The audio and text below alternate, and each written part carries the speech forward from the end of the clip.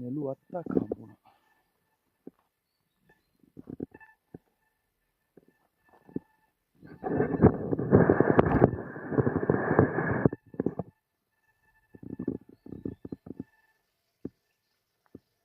රැකගෙන විඳින්න ඕනේ. ආවට කමන්නේ. මොකද මේ අපේ දේවල්නේ. අපි බලන්න ඕනේ. හැබැයි මේ ලස්සන මේ සෝබා දහම ඉතුරු කරලා යන්න. හැමෝටම බලන්න. ආන්නක ලස්සන වර්ග 4ක් තියෙනවලු. මම දෙකක් තුනක් වගේ මම දෙකක් වගේ තමයි දැක්කේ. මට හරියට අඳුර ගන්න. එනවනම් උදෙන් මෙන්න ඕනේ. අනිත්‍ය තමයි අපේ කට්ටිය එනවා. JBL අරගෙන සින්දු දාගෙන අමුතුම වයිබ් එකකින්. එහෙම එන්න එපා. මේක ලෝකවරුම අංගාවක් තියෙන ලෝකවරුම 10ක් වගේ තියෙනවා මට විදියට.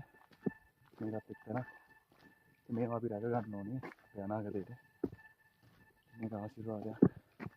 ලස්සන මේ විතරයි දෙන්නේ. අවුරුදු 12කට එක සැරයක්. 2015 ඉඳලා මම එන්නේ.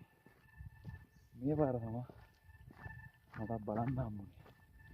ට්‍රෙන්ඩ් එක නම් ඉවරයි. එහෙම කියලා තව අවුරුදු 12ක් ඉන්න බෑනේ. ඒකයි. කිලෝමීටර් 10මාරක් වගේ තියෙනවා සම්පූර්ණ ට්‍රැකින් එක.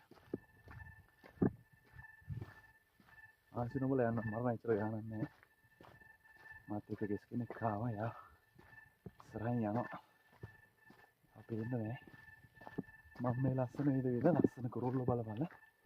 මේ හරි බලන්න පුළුවන් ශ්‍රී ලංකන් වයිට් අයි yellow eared bulbul කියන එක. සිංහල නම් දන්නේ නැහැ මම. ලංකාවට ආවේනික පක්ෂීන් දෙන්නේ.